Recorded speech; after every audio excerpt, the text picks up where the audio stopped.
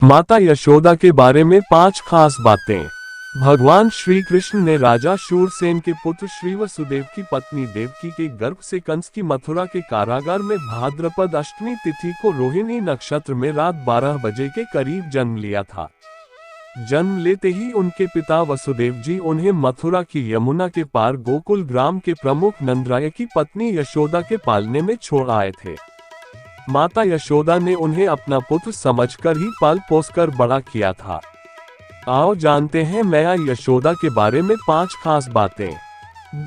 माता यशोदा के माता पिता ब्रजमंडल में सुमुख नामक गोप की पत्नी पाटला के गर्भ से यशोदा का जन्म हुआ। उनका विवाह गोकुल के प्रसिद्ध व्यक्ति नंद से हुआ। कहते हैं कि यशोदा वैश्य समाज से थी। 2. श्री बलराम को भी पाला था माँ यशोदा ने बलराम के पालन पोषण की भी महत्वपूर्ण भूमिका निभाई, जो रोहिणी के पुत्र और सुभद्रा के भाई थे। दूसरे के पुत्र को अपने कलेजे के टुकड़े जैसा प्यार और दुलार देकर यशोदा ने एक आदर्श चरित्र का उदाहरण प्रस्तुत किया। यशोदा का जीवन सिर्फ इतना ही नहीं है। धार्मिक ग्रंथों में उनके जीवन से जुड़ी कई घटनाएं और उनके पूर्व जन्म की कथाएं भी मिलती हैं।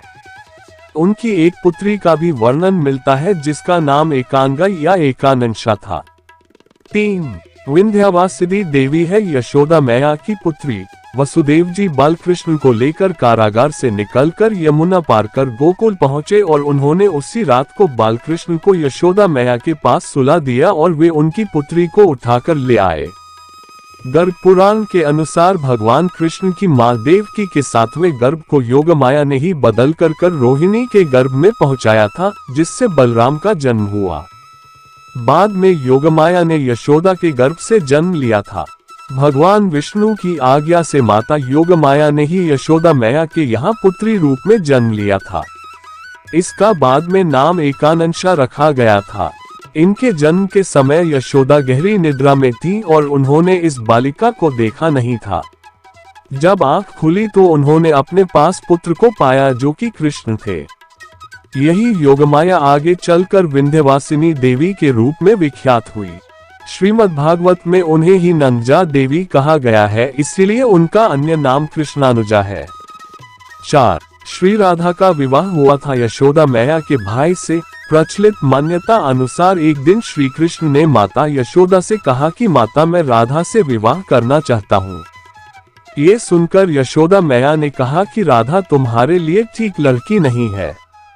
पहला तो ये कि वह तुमसे 5 साल बड़ी है और दूसरा ये कि उसकी मंगनी यशोदा के भाई रायान पहले से ही किसी और से हो चुकी है और वह कंस की सेना में है जो अभी युद्ध लड़ने गया है। जब आएगा तो राधा का उससे विवाह हो जाएगा, इसलिए उससे तुम्हारा विवाह नहीं हो सकता।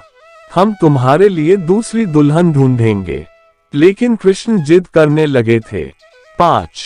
श्री कृष्ण जब छोड़ गए यशोदा मैया को, इतिहास में देवकी और रोहिणी की कम लेकिन यशोदा की चर्चा ज्यादा होती है, क्योंकि उन्होंने ही कृष्ण को बेटा समझकर पाल पोस कर बड़ा किया और एक आदर्श मां बनकर इतिहास में अजर अमर हो गई। महाभारत और भागवत पुराण में बालक कृष्ण की लीलाओं के अनेक वर्णन मिलते हैं, जिनमें यशोदा को ब्रह्मांड के दर्शन, माखन चोरी और उनको यशोदा द्वारा औखल से बांध देने की घटनाओं का प्रमुखता से वर्णन किया जाता है।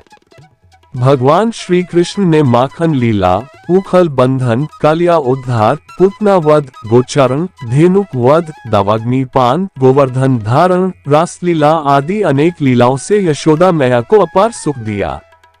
इस प्रकार 11 वर्ष 6 महीने तक माता यशोदा के महल में कृष्ण की लीलाएं चलती रहीं।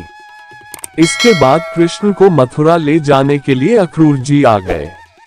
ये घटना यशोदा के लिए बहुत ही दुखद रही। यशोदा विक्षिप्त सी हो गई क्योंकि उनका पुत्र उन्हें छोड़कर जा रहा था।